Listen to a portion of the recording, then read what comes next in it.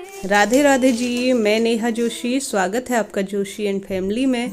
आप सब अच्छे होंगे, इसी आशा के साथ बहुत महत्वपूर्ण टॉपिक पे चर्चा करेंगे कि हम अगर घर तो खरीद लेते हैं, होता क्या है कि धन अभाव में या इन दिनों शहरों में हम फ्लैटों में रहने लगे हैं, तो फिर उनमें हम अपनी वास्तु के अनुसार सारी चीज़ें नहीं कर पाते हैं। कौन से वो छोटे छोटे से टिप्स हैं जिनको हम यूज़ करके अपने घर का वास्तु दोष कुछ हद तक कम कर सकते हैं। होता क्या है कि जब हमें संतान संबंधी समस्या आती है या स्वास्थ्य से संबंधी समस्या आती है, हमारी सारी पूजा पाठ का फल हमें ढंग से नहीं मिल पाता है और अन्य तरह की कई धन संबंधी हो सकती हैं।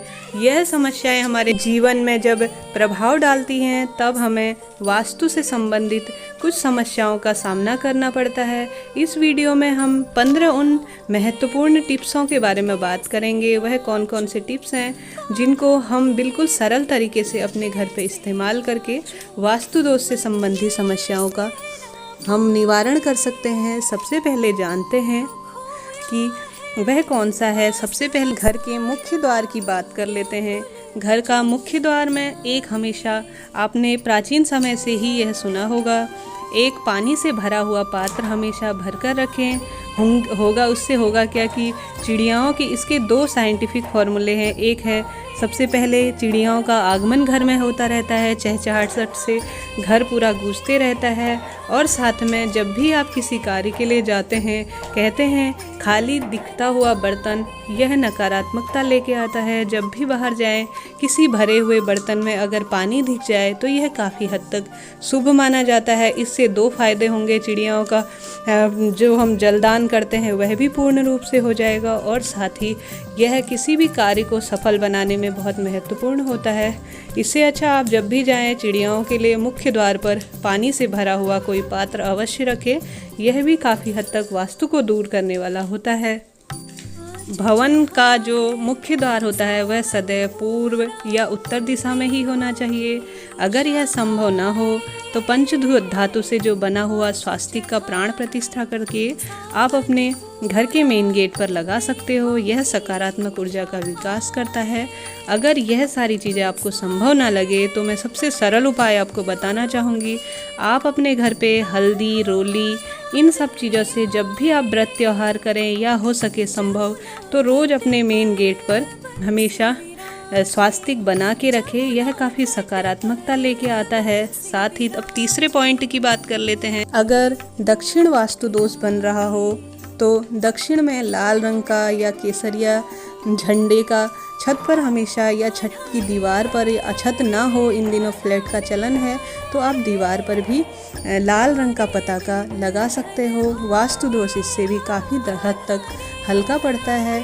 साथ ही समय समय पर जब इसका कलर थोड़ा धूमिल हो जाए या कटा फटा हो जाए तो इसको तुरंत निकाल देना चाहिए। कहते हैं कि इसमें जो वास्तु दोष होता है वह काफ़ी हद तक प्रभावित करता है और यह काफ़ी उपयोगी है। आप सबने इसे देखा ही होगा कई घरों में लगे हुए। प्राचीन काल से मोर पंख को घर में रखने का चलन है। इसका एक ये वैज्ञानिक फ़ायदा भी है कि जो इसमें से खुशबू निकलती है, कहते हैं कि इससे छिपकली या अन्य कीट पतंगे इसकी गंध से घर में नहीं आते और कई तरह के वास्तु दोष को भी यह दूर करने वाला होता है। इसलिए अपने घर में सदैव से ही भगवान कृष्ण को पसंद आने वाली चीज़ भगवान मोर पंख, जो कि भगवान अपने सर पे धारण करते हैं, उसे हमेशा अपने साथ में अपने घर के मेन गेट पर रखना चाहिए। इससे भी कई तरह के वास्तु दोष दूर होते हैं। यह काफ़ी सरल उपाय है जो काफ़ी कारगर है।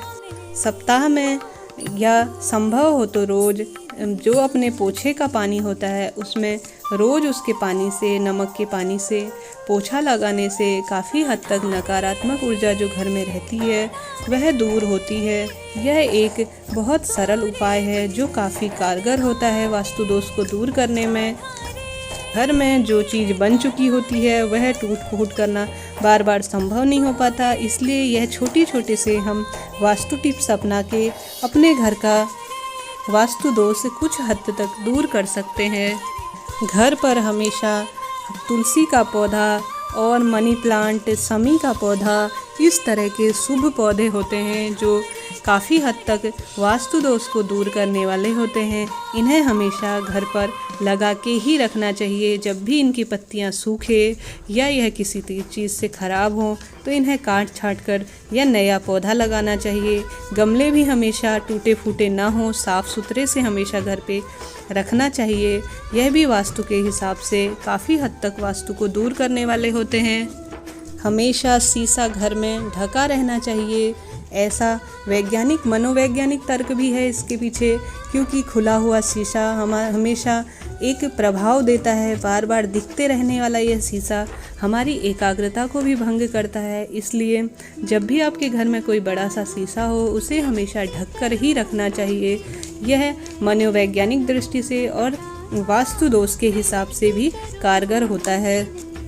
घर में लगे जाले, गंदगी भी नेगेटिव एनर्जी और बहुत सारा कबाड़ जो भरा होता है, जो हम सीढ़ियों के नीचे या छत पे डाल देते हैं, यह काफ़ी हद तक वास्तु दोष को लगाने वाला होता है। इससे अच्छा पहले ही इन चीज़ों को, गंदगी, नेगेटिव एनर्जी, जो ये सारी चीज़ें होती है, इन्हें हमेशा साफ़ करके ही रखना चाहिए। बाथरूम का दरवाज़ा हमेशा बंद रख के रखना चाहिए। ऐसी भी मान्यता है कि यह भी काफ़ी हद तक, बाथरूम का जो दरवाज़ा खुला होता है वह भी वास्तु दोष बढ़ाने वाला होता है।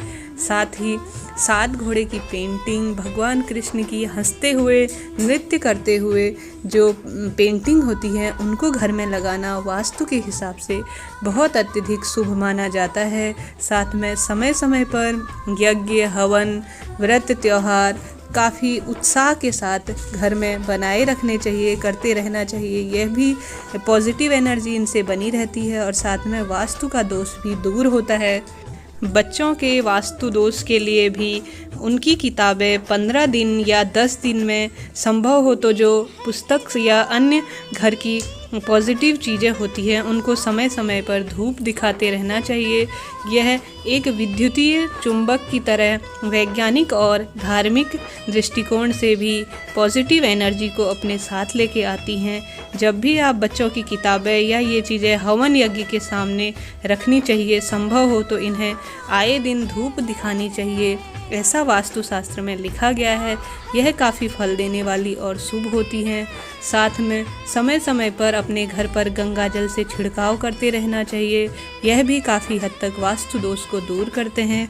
साथ ही हनुमान चालीसा, शिव चालीसा, महामृत्युंजय का जाप घर में संभव हो तो खुद से करवाना चाहिए या किसी पंडित जी को बुलाकर, और साथ में सुबह शाम किसी ऑडियो के सहारे से आप इनको घर में चलाकर अपने घर को पॉजिटिव एनर्जी से भर सकते हैं। और साथ ही कई अन्य वास्तु दोषों से भी इन चीज़ों से बचा जा सकता है।